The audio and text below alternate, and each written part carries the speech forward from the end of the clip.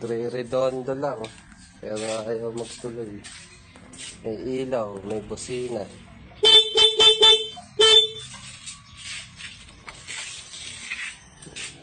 Nasa.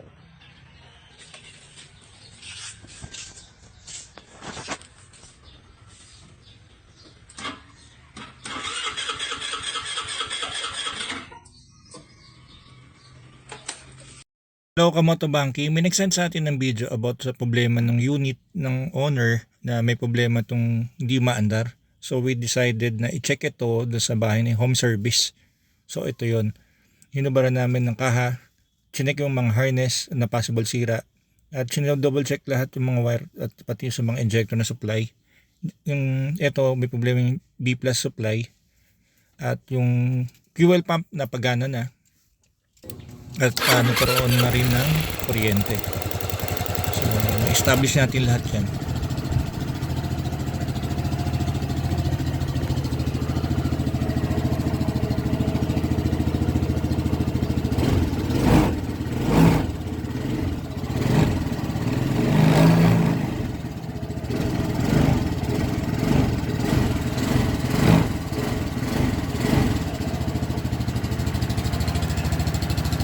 All goods.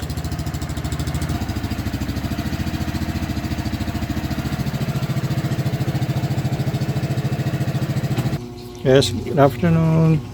It's Moto Banki. Hi sir. Sir, yung ibang itong unit na Royal Alloy, sir, ano nag-encounter nyo rito? Ano po yung naging issue niya?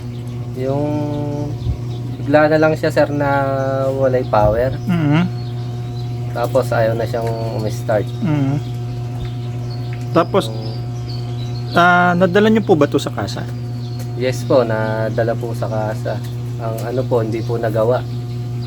Hindi po nagawa ng kasa kaya kinuha po ulit namin. Tapos po, nung kinontak na po namin si Moto Banki para siya po ang tumingin. Ngayon po, okay naman po na gawa niya po. Maganda po yung pagkagawa niya. Opo. Ayun. Ayun po, ayos na po ngayon. Umaandar na, okay na po. Ayun sir.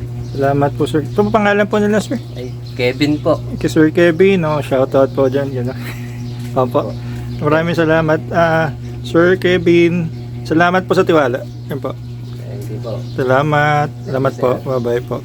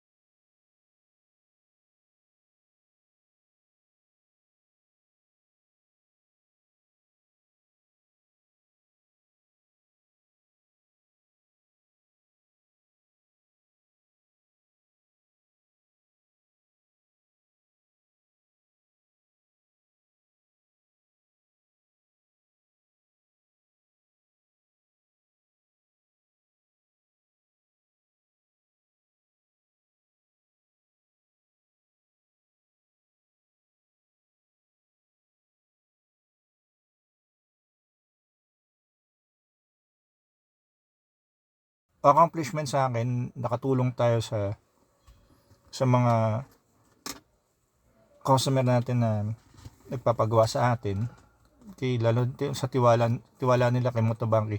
Papasalamat din ako.